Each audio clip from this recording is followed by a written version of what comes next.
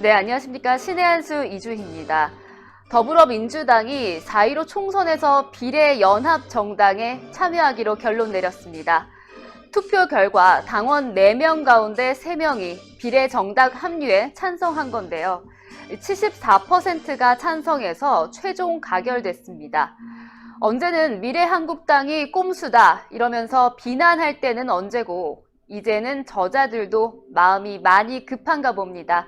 더 자세한 이야기 미래통합당 경기도 하남 이창근 공천자와 함께 이야기 나눠보겠습니다. 네, 안녕하십니까? 네, 안녕하세요. 네, 비난할 때는 언제고 이제 네. 본인들도 참여하겠다 이러고 네. 있습니다. 네, 그래서 민주당 지금 소위 말하는 386, 이제 586이 됐죠. 네, 586이 된 운동권 세력이라고 우리가 합니다. 그들의 궤변을 우리가 한번 짚어보고 네. 이번 총선에서 반드시 심판해야 되겠는데요. 네, 586 세대들은 이미 20년이 됐습니다. 벌써 정치권에 진입한 지 20년 가까이 된 기득권 세력으로 변모했습니다.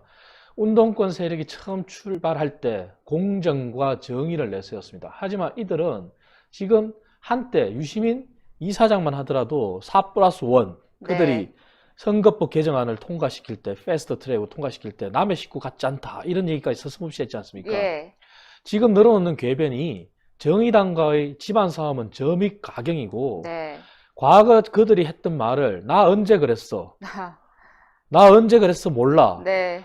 이게 과연 운동권 공정과 정의를 외친 그들이 한 말인지 의심이 될 정도입니다. 네. 하나하나 짚어보겠습니다. 그 네네. 운동권 세력 가장 대표적인 사람이 이인영 네. 원내대표지 않습니까? 네네. 이인영 원내대표는 2000년에 새천년 민주당 20년 전입니다.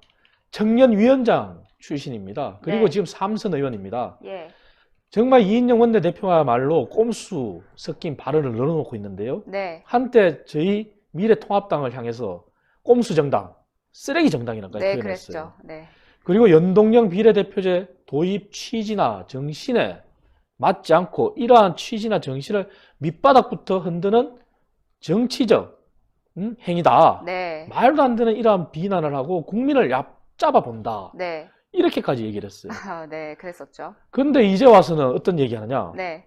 비례연합 정당 참여를 두고 아까 말씀하신 것처럼 74%의 압도적인 전당원 투표에서 지지를 받았다고 해서 밀어붙이는 식의 네. 꼼수를 부리는데요. 네.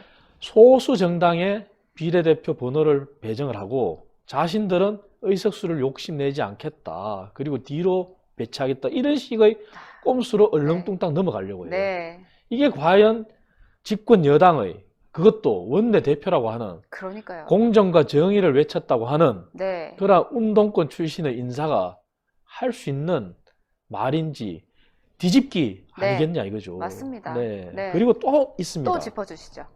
최재성 의원. 네. 2004년에 초선을 달았고 지금 4선 의원입니다. 네. 한때 남양주에서의 거의 뭐 제왕적 군림을 네, 했던 네, 의원이죠. 그랬었죠. 네. 그리고 한때 화려하게 물러나는 줄 알았습니다. 하지만 그게 아니었고 송파에 돌아왔지 않습니까? 네. 더 심합니다. 정말 정말 운동권 주사파가 맞구나 하는 정도의 발언을 했어요. 네, 뭐라고 하던가요? 정의당 비례 연합정당 불참의 결정은 다시 한번 되짚어 봐야 된다. 네. 정의당은 전국위원회라는 걸 통해 가지고 결정을 내렸고 전국위원회는 정의당에서의 의사결정 기구예요. 명확한. 그런데 남의 당의 의사결정의 과정이나 결과를 가지고 감나라 배나라까지 서슴없이 간섭하는 거죠. 정의당을 그야말로 민주당의 이중대라고 생각하는 겁니다. 네. 그러니까 이런 말을 서슴없이 하고 또 정당은 표로서 심판을 받는 게 정당이지 않습니까? 네. 그리고 상품이라는 거는 기업이 상품을 내놓는 것처럼 정당도 임무를 내놓고 표로 심판을 받는 건데 정의당의 지역구 후보를 추가 공모를 했어요. 네. 그걸 가지고는 또 어떤 얘기를 했냐? 네. 반동적이라고 그랬어요. 반동적이다. 반동적이라는 용어가 흔히 일반 정치인이 쓸 수가 없는 얘기입니다. 그렇죠. 네. 그리고 일반 기업에서나 보통 사람들도 쓰지 않는 용어입니다. 네. 여기서 최재성 의원의 인물 됨됨이가 나오는 거라고 저는 생각합니다. 네. 반동적, 보복적이라고 얘기를 해요. 이게 386의 현 주소라고 보는 겁니다. 네, 맞습니다. 또 한 사람 더 있습니다. 네. 송영길 의원. 참 말이 안 나옵니다. 네, 맞습니다. 본인이 4선을 했고 이분은 2000년에 초선을 했어요. 네. 그래 20년 된 정치인입니다. 네, 그리고 인천광역시장까지 하셨던 분이에요. 그랬죠. 예. 그런데 이분은 한술 더 떠서 네. 심상정 정의당 대표, 한때 유시민 이사장이 남의 식구 같지 않다고 했던 자기 식구를 힐난하는 발언을 한 겁니다. 네. 심상정 소개해 의원이 네. 상정을 잘못했다 이거예요. 네. 그래서 부실 상정을 했기 때문에 이런 결과가 왔다. 아, 근데 자신이 2018년도에 민주당의 대표 경선에 참여하면서 자신이 내놓은 공약이 연동형 비례제였습니다. 네. 그럼 자신은 정작 불과 2년 후에 일어날 일, 2년 전에 자신이 공약했던데 이러한 대한민국의 대통령제 하에서 대한민국 정치 구조에서 맞지도 않는 네. 연동형 비례제를 자신이 공약을 내놓고 이러한 상황이 오리라는 걸 몰랐다는 말인지 묻고 싶습니다. 근데 이런 네. 사람이 어떻게 한때 대권 주자 운운하고 네. 386의 대표 정치인이었는지 네. 묻지 않을 수가 없습니다. 맞습니다. 마지막 또 하나 더 있어요. 네. 김종민 의원. 김종민 의원. 네. 네. 비록 초선입니다만 네. 이분은 학계까지 거들먹었어요. 아, 세계 정치학계에서 상상을 할 수 없는 이러한 세계 정치학계의 상상을 뛰어넘는 네. 범죄 행위라고. 아, 아니 본인이 의원이고 입법을 네. 하는 사람이면은 그리고 본인이 법률 전문가라고 한다면은 어떻게 범죄 행위 운운할 수 있냐 이거죠. 그러고서는 자신들이 이러한 범죄 행위를 막기 위해서 자신들도 어쩔 수 없이 비례연합정당에 네, 한다? 거죠. 그럼 자신들은 범죄 행위 아닌가요? 그렇죠. 이러한 막말을 쏟아내는 게 386, 이제는 586이 된 운동권 세력인데요. 네. 이런 운동권 세력들은 민주당에서는 더 있습니다.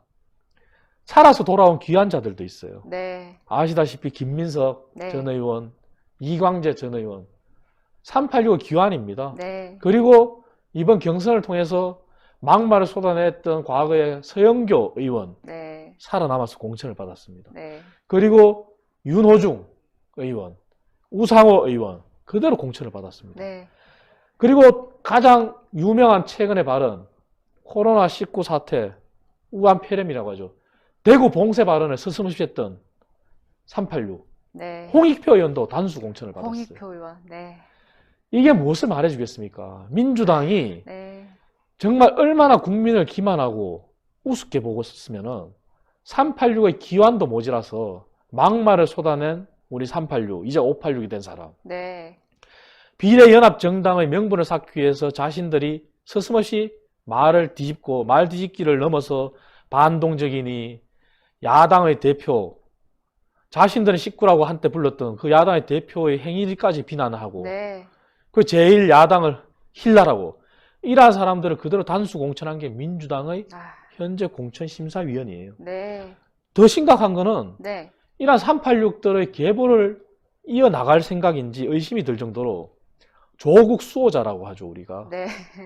조국 수호자, 조국 수호대를 자칭했던 김남국 변호사. 아, 네. 김남국 변호사. 금태섭 네. 의원과 네. 경선을 치르겠다 하다가 그 여론의 문매, 민주당의 또 다른 총선 전략 꼼수에 의해서 다른 지역 옮겼지 않습니까? 네. 네. 그 김남국 변호사를 또 공천을 줬지 아, 않습니까? 문제가 많습니다. 네. 네. 그리고 금태섭 의원을 공천을 안 주기 위해서 네. 또 다른 조국 수호자를 네. 데려왔지 않습니까? 네. 그것도 유명한 문제가 많아요. 강선우. 네. 우리 공천을 지금 확정을 지었지만 네. 이게 민주당의 운동권 세력 386, 이제 586 그들의 계보를 잇는 조국 수호대. 이게 민주당 현 주소로 생각합니다. 네. 아, 공천 참 말이 많고. 네. 이게 과연 민주당이 총선에서 국민들에게 우리 비례연합정당 했으니 표 주세요 할 수가 있는지 저는 되묻고 싶어요. 네, 아, 정말 네. 이 공천 잘해야 되는데, 참 민주당도 공천이 말이 아닙니다. 네. 막바지에 이르렀는데, 이제 하남 쪽에 네. 공천을 네. 받으셨습니다. 네. 너무 축하드리고, 네. 좀 요즘에 민심이라든지 좀 지역 분위기가 어떤지 좀 궁금한데요. 어떠신가요? 하남도 마찬가지입니다. 하남의 민주당의 공천을 확정지은 사람도 역시 전대협 출신입니다. 아, 그래서 지금 보이지 않게 아까 대표적인 민주당의 정치인들 언급했지만 네. 하나뿐만 아니라 모든 지역에서 이러한 386 운동권들이 상당히 포진해 있다고 생각합니다. 네. 그래서 이번 민심 다녀보면은 정말 국가적인 위기인 코로나19가 경제 위기로 닥쳤지 않습니까? 네. 그리고 이미 WHO에서는 전 세계적인 현상이다 이렇게 선언을 팬데믹을 했어요. 선언했죠. 네. 그리고 장기화 조짐이 보인다 이미 선언을 했지 않습니까? 네. 이러한 경제 위기에서 정부는 어떠합니까? 이미 지난 방송에서 말씀드렸지만 여전히 추경, 네. 총선용 선심성 금품 살포에만 눈이 멀었습니다. 네. 그리고 오죽했으면은 386대 또 나서서 그때 한때 제가 언급했던 거는 경제 위기를 타파하려면 정말 제대로 된 추경을 하라고 누가 필요한지 추경이 대상이 돼야 될지 어느 지역에 집중해야 될지 이게 우선인데 네. 지금 마스크만 하더라도 마스크가 필요하다 마스크를 주는 추경을 해야 되는데 총선용 선심성 금품 살포만 하다 보니 경제 위기는 타파를 못하고 그리고 추경은 추경대로 매몰 비용이 되는 지경에 이르지 않습니까? 네. 그러니까 이러한 부분들은 이제는 우리 민심에서 분노하고 있어요. 네. 왜? 소상공인 자영업자가 긴급 자금 수요를 한다고 하는데 망하고 나면 돈 지원하면 뭐하냐 그래요. 그렇죠. 왜? 2달이나 서류 심사가 걸린다는데 아. 이게 규제 샌드박스를 주장한 정부냐 이거죠. 네. 민심은 지금 분노하고 있어요. 분노하고 네. 있습니다. 네. 그리고 소상공인 자영업자의 일터에서 종사하고 있는 분들은 일자리를 잃고 있어요. 아, 역대 최대라고 합니다. 지금 그렇습니다. 실업자가 네. 정말 말이 아닙니다. 그분들이 일을 하고 싶어도 그분들 스스로가 떠날 수밖에 없는 구조지 않습니까? 왜? 네. 식당에서 문을 열었는데 하루 평균 1,000만 원 매출이 오르던 데가 하루 5테이블 받기도 급급하다. 그 종업원을 어떻게 6명, 7명, 10명 유지하겠습니까? 네. 종업원을 내보낼 수밖에 없고 그러한 종업원들도 눈앞에 닥친 경제 위기를 보고 있으니 어쩔 수 없이 수긍을 하고 떠나는 거죠. 네. 이게 지금 민심이 분노하고 있는 겁니다. 네, 맞습니다. 그리고 코로나19 사태에 대한 대책 여전히 방역 대책 잘하고 있다고 자화자찬하고 있어요. 심각합니다. 그걸 잘했으면 지금 10,000명이라는 환자를 시대에 진입한다고 모두가 우려하겠냐 이거죠. 그렇죠. 초기 대응을 못했기 때문에 이런 상황이 오지 않습니까? 네, 그래서 맞습니다. 이번 총선 민심이 분노하고 있는데 이러한 네. 민심이 정말 이제는 표로 연결되어서 네. 386의 기환, 386의 20년 플러스 알파 네. 권력 집단으로 남아 있겠다는 그러한 의지 우리 유권자들이 저는 심판해 주셔야 된다 생각합니다. 네, 우리 이창근 박사님 이제 네. 정말 당선되실 거라고 이제 생각하고 있는데요. 열심히 네. 하겠습니다. 네. 혹시 이제 당선되시면 뭐 추후에 계획 같은 것도 있으신지 좀 궁금한데요. 저는 우선 이미 보도자료를 통해서 예비 후보 신분으로서 이제 보도자료도 내고 했는데 네. 어쨌든 가장 중요한 거는 지금 국민들이 한 언론 조사 결과에 따르면은 21대 국회에서 해줘야 될 최우선 과제가 일자리든 국내 경제 문제 해결이라고 했습니다. 네. 물론 경제 문제라는 게 단시간에 해결되진 않습니다. 하지만 우리는 경험이 있습니다. 네. 늘상 말씀드리지만 경제 정책이라고 하는 것은 시차가 있습니다. 정책이 시행되고 나서 효과가 나타나는 데는 타임 레그라 그래가지고 시차를 두고 효과가 나타납니다.